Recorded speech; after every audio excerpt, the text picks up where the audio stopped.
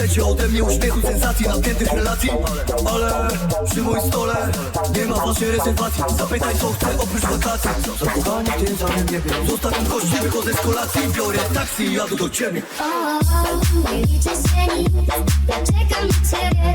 Otworzę ci drzwi. Weź to taksi, już do mnie wróć. Ja czekam na ciebie, bo znów brakuje cię tu.